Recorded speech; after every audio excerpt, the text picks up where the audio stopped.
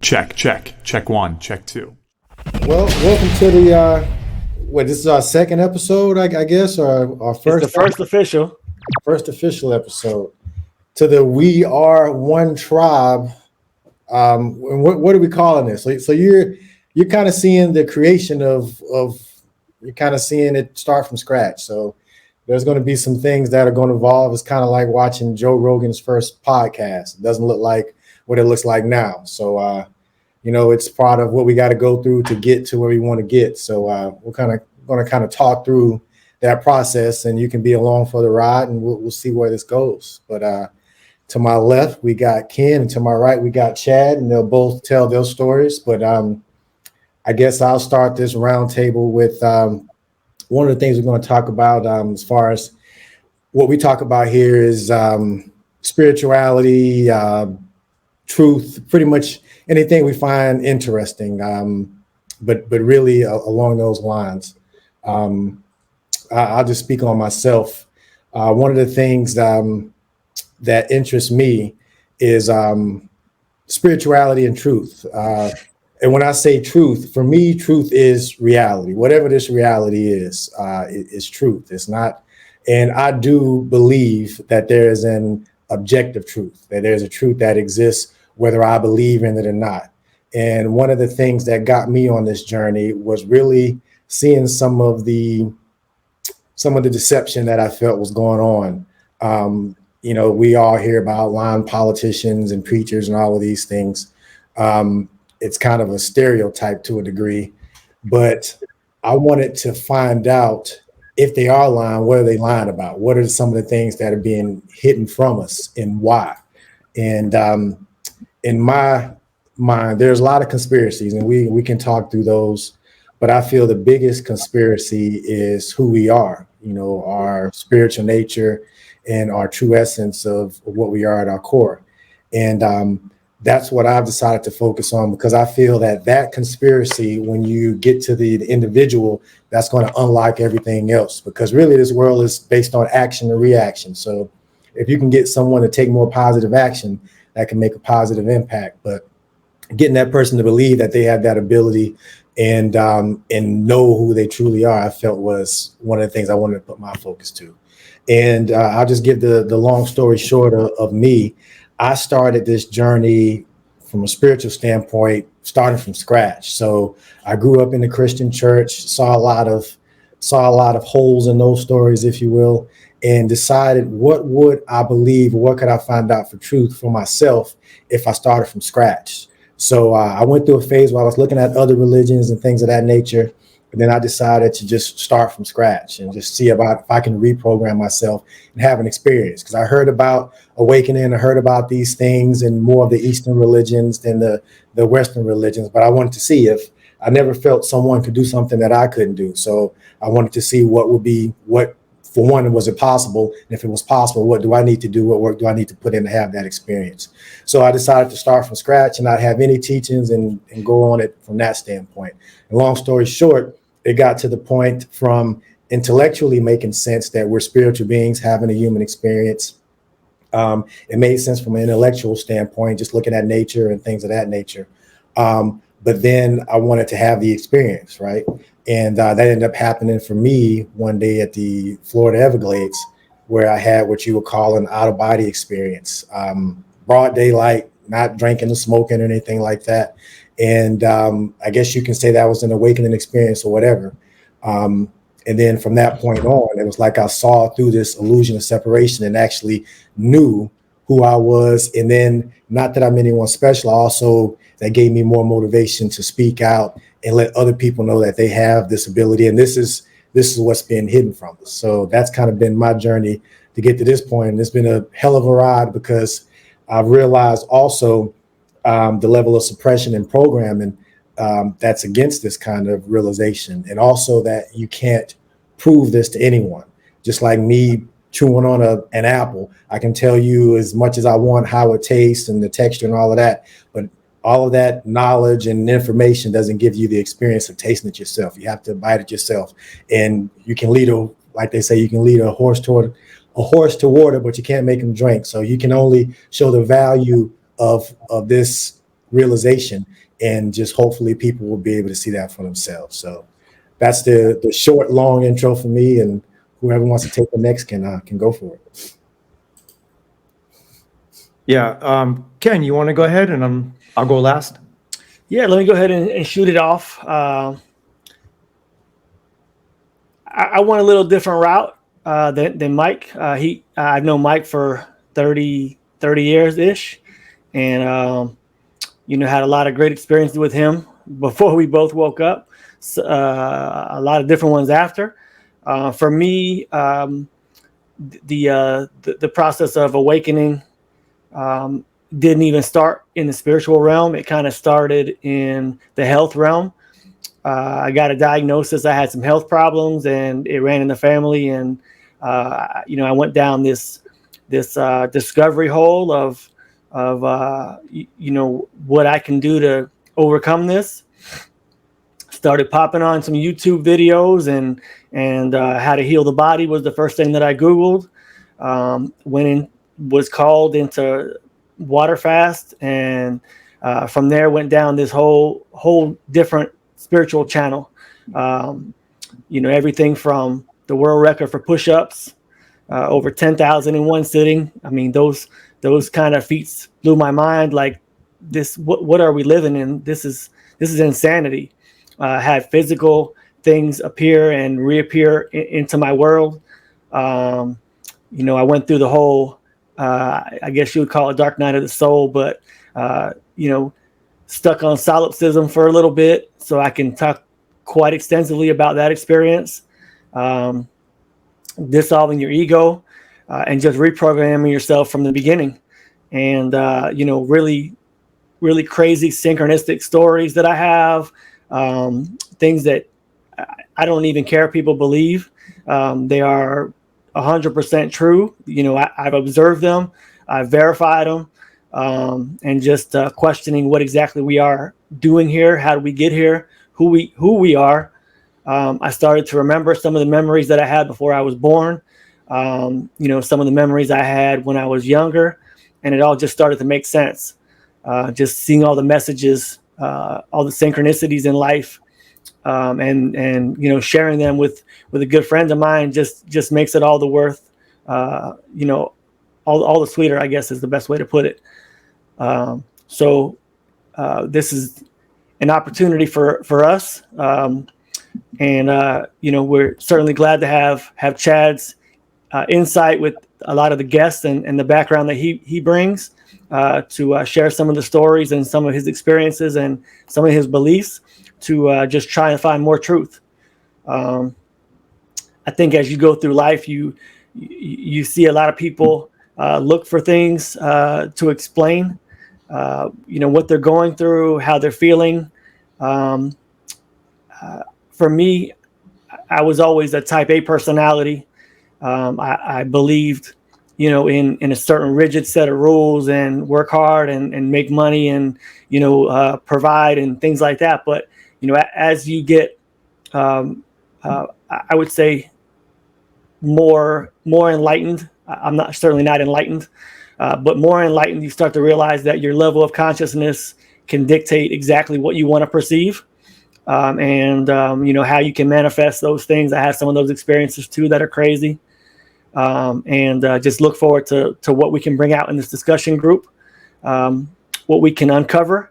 But I think more for how we're going to deal with it, how we can use this information that are on all these great podcasts and all these great shows and all these great interviews with this great wealth of knowledge that we have at our disposal, how we can use that to better our lives, to better our reality, and just experience this life a little better.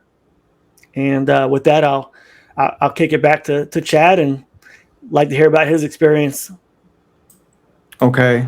I like your full moon though. It's very nice. Your hat disappears a little bit, but we'll work on it. It's like Italy, it disappears. It's in and out. It's kind of. Is it attached to Sicily or not? I don't know. We'll see. No, well, my journey started when I was in my early 20s. I was dating a girl. I was 23, she was 17. but that's the legal age in New York, so don't say anything.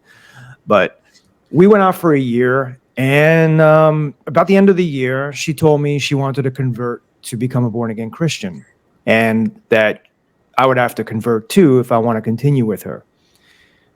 And she's only 18, but wanted to be religious, and I told her, I said, listen, I don't believe in that.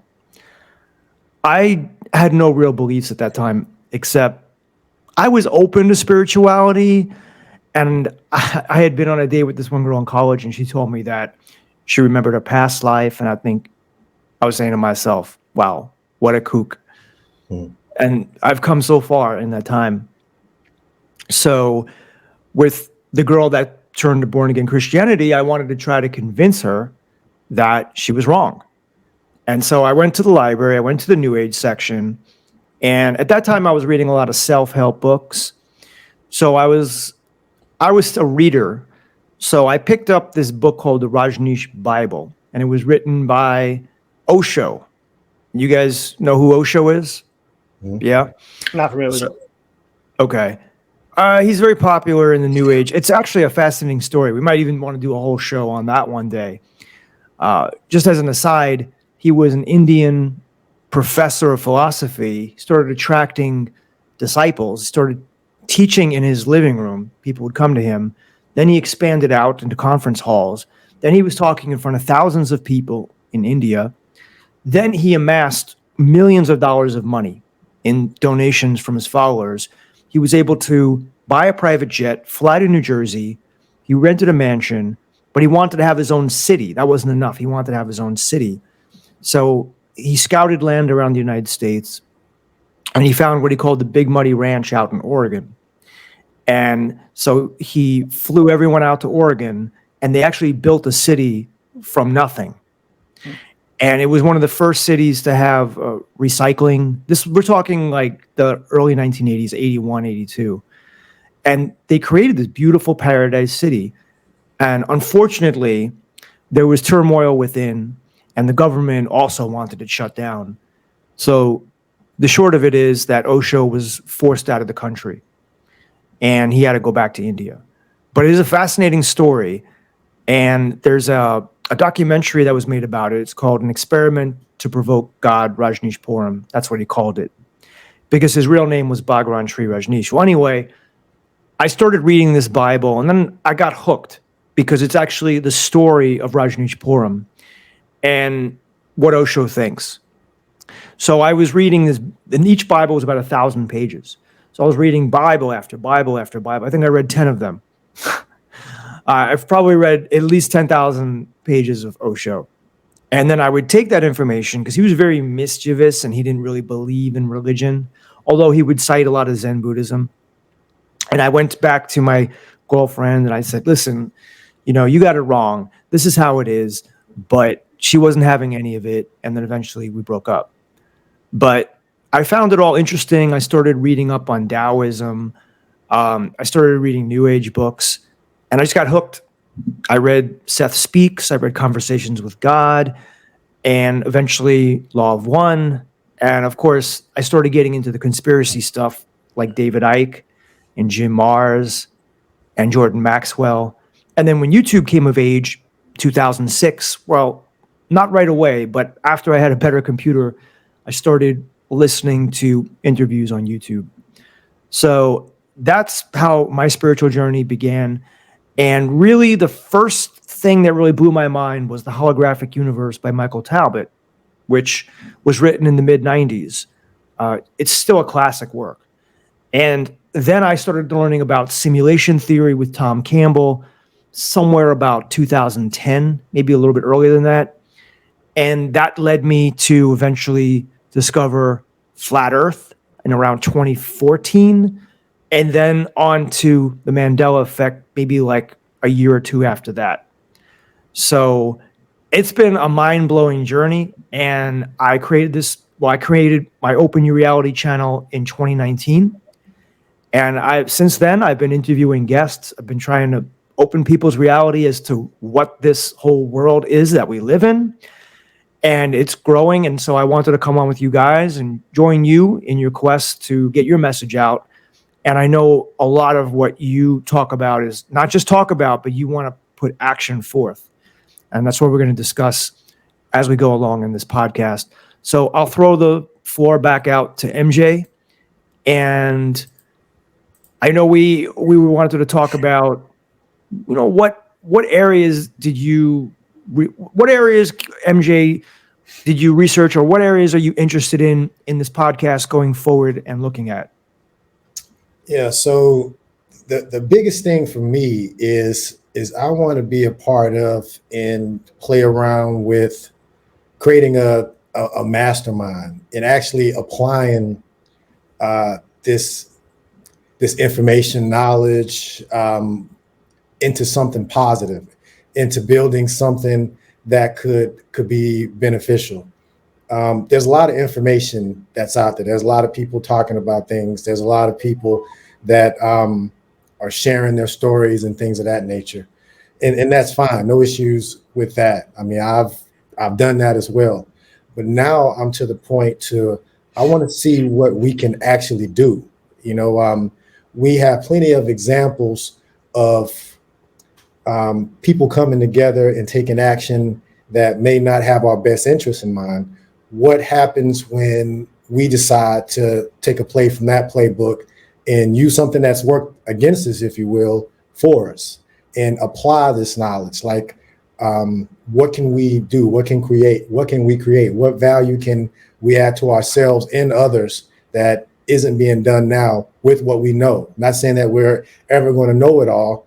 I love to learn and things of that nature, but with what we have now, what can we do? What can we build? What can we create that's going to be beneficial to us and others? So that's really what I want to focus on. And I haven't had the opportunity, because my journey has really been solo for a lot of it. So I'm excited about potentially, collaborating. That's really what I want to do: collaborate and create some things that have an impact. Yeah. Ken, we met at the Galactic and Spiritual Conference in Orlando. And if anything, that conference was good because it brought some people together. We made some new connections. And now here I am. I know you and MJ go way back, and I'm like the third part of it. But I feel there's a connection because we're on this, shared journey to try to discover the truth, put it out there, and even have people take action. So I throw the floor to you. Yeah, man. I feel like we all do our own thing, but in the end, we are all like this shared consciousness that we are one to push the envelopes of what our knowledge is and what we can do with it. Like Mike said, he's tired of talking. He's always looking to learn, but Oh, looks like we lost Ken. He'll probably pop back in. Yeah. Yeah. Well, you want to? There he is. Oh, he's Well, pretty quick getting back in. Well, you know what, Ken? Just maybe you can start over because I'll have to edit that. Yep. So when I say I'll throw the floor to you, and I'll cut and pretend like I just said I'll throw the floor to you now. Yep. So I feel like we're all on a very similar journey. We met a few months ago, and I feel like anyone that you talk to who's done their own journey and done their own searching has their own particular like cavern or area they've looked into. And I feel like we all have different things to offer. We all have different things to talk about. And, that's really exciting to me. You have a wealth of knowledge with the people you've interviewed. Mike has done a lot of the real world research, going out and he can talk more about what he's done. I've got a lot of crazy experiences that I definitely want to bring out and talk about, because I think that it really shines the light on, if you're looking for these things, they are definitely messages that you can read for yourself. It may not show you the whole truth of what's going on, but it will show you enough that, like the observer effect, when you walk through that door, what's going to render to you will be exactly what you're looking for, as long as you're looking to look for it. And, for me, the journey has always been about what I can do, what I can manifest, what I can make happen. Action is important, obviously. I'm to the point where I probably watched 10,000 hours of YouTube content. I think I'm the leader in YouTube content in the world. And, obviously I'm being kind of facetious, but I think it's great. What you can do on YouTube is that you can watch whatever avenues you want to go down those rabbit holes and look and find the research.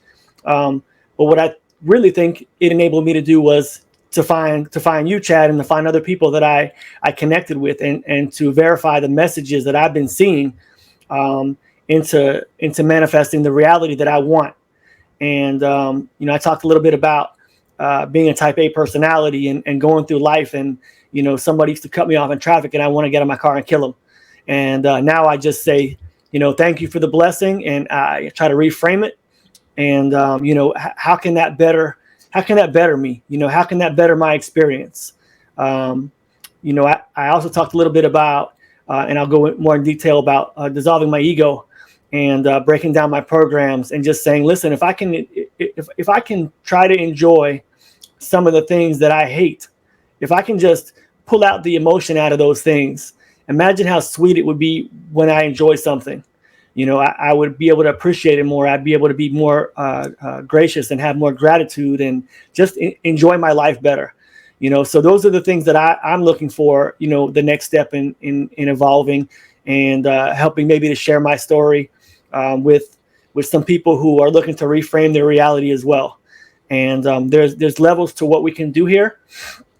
I believe that there are no limits. There's only the wrong questions to ask, and we're trying to ask the right questions to have, people that are watching this and people that are sharing in the same journey that we are, to manifest and experience whatever they want to in their life and make that happen. Yeah. And I think one of the cool things about being on the show is that, we have 3 different perspectives, but we're also planning on having guests on the show. And when we have these guests on, just like when I have on my show, there'll be a different perspective from them. And then we can talk about it too. Yep. So we can have wrap-up shows, not just have the guests on speaking, but we can talk about what they said. And then eventually we'll have a lot of guests on, and then we can compare different guests. So I'm looking forward to that. I'm just looking forward to, this is not just a jam session. I mean, we're coming to each show with an idea of what we want to talk about. And every show will be somewhat different like that. We'll have a different theme, but it'll be all along the lines of something in spirituality. And what I really like is your idea, Ken, of having action. Because I think so many people will watch a podcast, they go away, and they don't do anything. But by maybe compelling them to take some type of action, they can go away and be better for it, because to really learn something, you have to do it. And that's the problem with, I think, spirituality, is that people think it's enough to just watch a podcast, maybe read a book, and they feel like they're a little bit more enlightened. But it's really doing the work, because if you look at a monk, and I had Grandmaster Wolf on my channel recently, and he said he spent 18 years in Tibet as a monk. I'm sure he wasn't just sitting around watching podcasts and reading books. Reading is okay, but you have to put in the hard work, which is meditation, if you're going to be a monk or any spiritual aspirant. That's the tool that it takes to change your consciousness and evolve for the most part. So, I'm excited to do it with both of you guys. And I wanted to know, MJ, what are you looking to accomplish with manifestation? Are you looking, is it more about all just spirituality, money? Is it, popularity, or is there something else? Like what specific about action is so important to you? Yeah, so it's definitely not about popularity. Even though I'm on here talking and all this stuff, I mean, In reality, I'm a pretty quiet person. I just feel the things that I'm talking about um, are not represented in a simplistic way. I'm not trying to pretend like I'm smart or anything like that. I just really see the value in it and see the impact that it could have on a personal level and on a larger scale. Money, there was a time where I wasn't as focused on money. Maybe that's some of the old programming where money is the root of all evil and things of that nature. Maybe the love of money is the root of all evil. But I see money as just being a tool that can be used. And I think a lot of what I've seen and I've experienced in the spiritual community is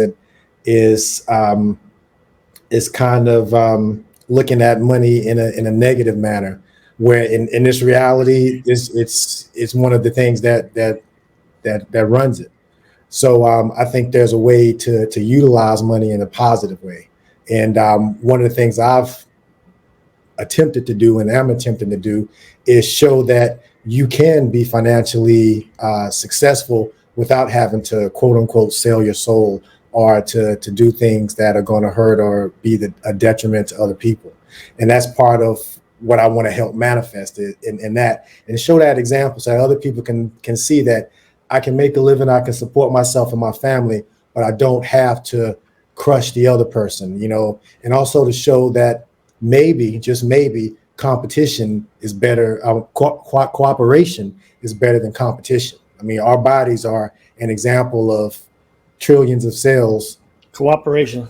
Yeah, cooperation. So, and we've seen that on this planet. It's like we're in competition with the planet, which is not going to last very long. We don't have a planet B, as they say, to go to. So that's part of what I want to show as well. And we're an example of that, of us cooperating and taking our individual pieces and putting them together. That doesn't mean we have to agree on everything. I was telling Ken the example of the puzzle. If you look at a puzzle piece, a square puzzle piece, there's 4 sides of that puzzle. And we only have to align on one side. And maybe that one side is the spiritual side for our pieces to connect. And the other side, the other 3 sides are your own journey and the things that you enjoy. So, we're individuals on purpose. We're not supposed to be the same. And I'm not trying to make everyone the same. But there are things that unite us that we can benefit from if we collaborate. Yeah, Ken. So this channel was really brought about by your vision. So, where do you see the channel in terms of what direction you want to take it and your ideas? Yeah, so I think we settled on we are one, and I don't want it to be too cliche that we are one consciousness, one soul, one one this and one that. It encompasses that we're all in this together, and we're all trying to find answers and to some extent find peace, find truth, whatever you're looking for. We are one. We're one tribe, and if you're watching this channel and you're watching us grow, you'll see that we're going to talk about a lot of other things on this channel. From trying to reframe your reality to try to reframe some of the narrative from the mainstream media that personally I don't really watch. I don't want to go down that hole, and that's kind of what I've gone through as well. Just sharing the information, sharing ideas, and just being a bunch of voices together that are like a choir. That can sing in harmony, and that we can make a special frequency, not just us 3, but the people that are going to watch this, the people that are looking for answers. Chad, we saw it firsthand in Orlando at the Chris Sinatra's conference. There are people out there that are hurting, man, and they need answers, and they're searching everywhere they can find for peace.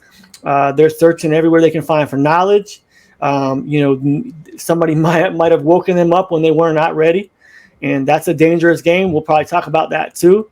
But in the end, I think when you're looking for something, each and every day when you wake up, whether you have a 9-to-5 job or whether you are unemployed or whether you're a house husband, whether you're the breadwinner, no matter what that is, you're searching for that motivation, that inspiration every day, those little pieces that you can take And when you go to sleep at night, you dream of a better day tomorrow. And that's what I really want this channel to be. Not just knowledge, not just theory, application. I know Mike's big on talking about application as well in action, but just the theory that you can look back in the history of the Bible or whatever books you want to look at, and the first thing that they talk about is thought.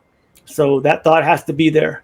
You have to have the thought to manifest anything in the end, right? And then it's the intent, and then you have to take action, and that's when manifesting happens. And some people don't understand that. They want to see the hijacked term on TV, the law of attraction, and those things that are rooted in truth, but also phased in capitalism or phased in views.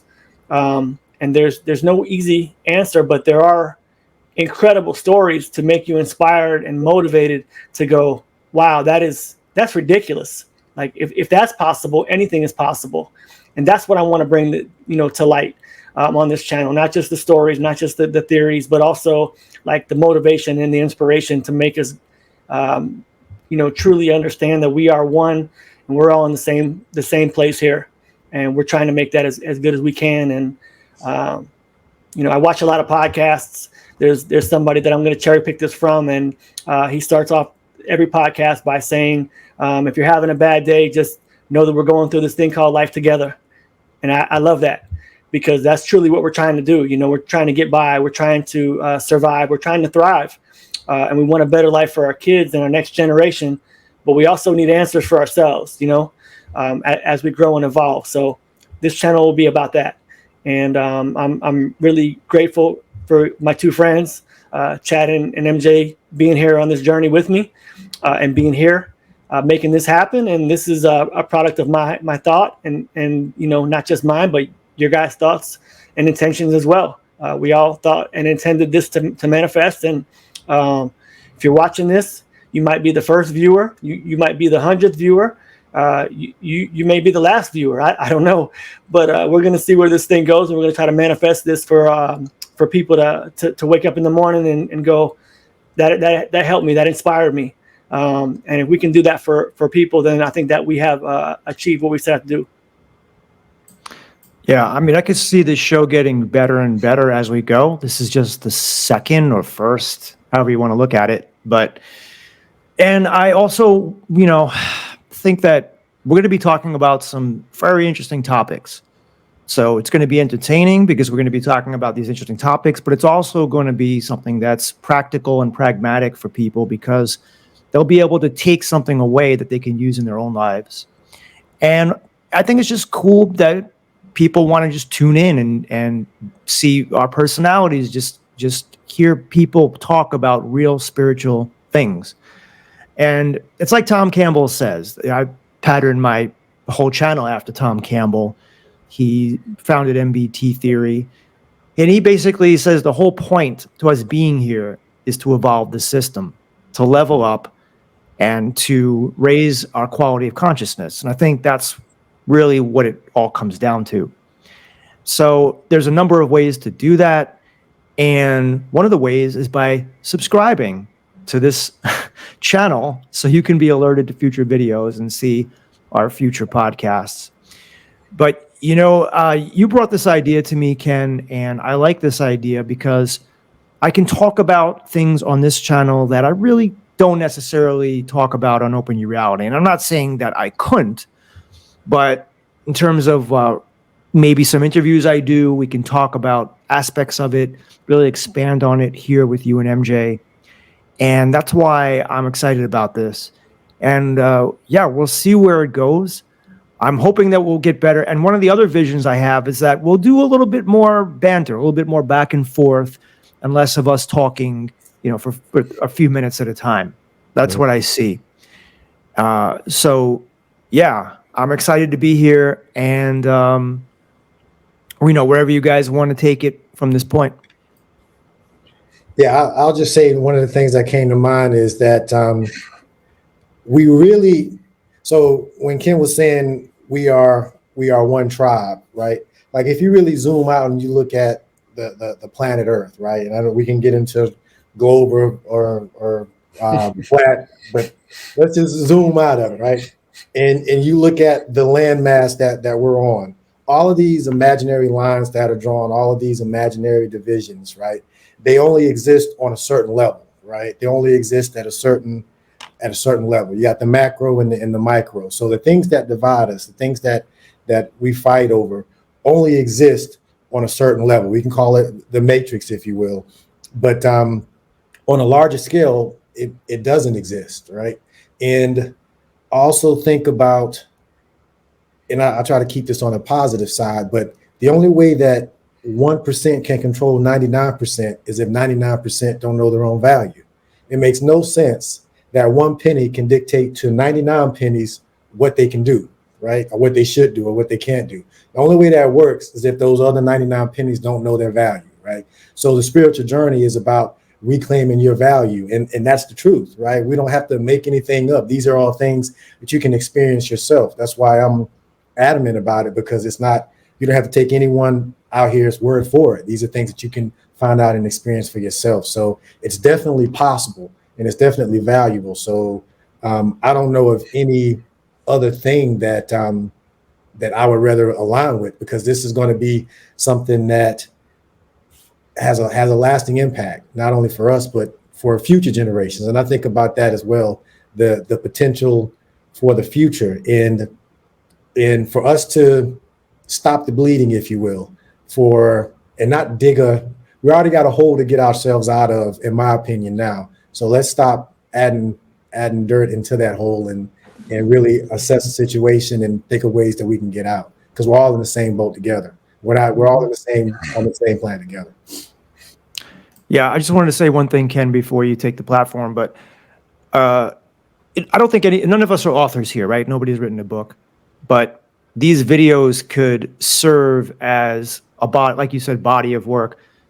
Long after we're gone, hopefully these videos will be still proliferating on YouTube and the internet, and younger generations might view them and learn something from them. That's how I look at my channel, and that's how Rob from the Typical Skeptic podcast that I interviewed today views it as well. Like, that's his body of work.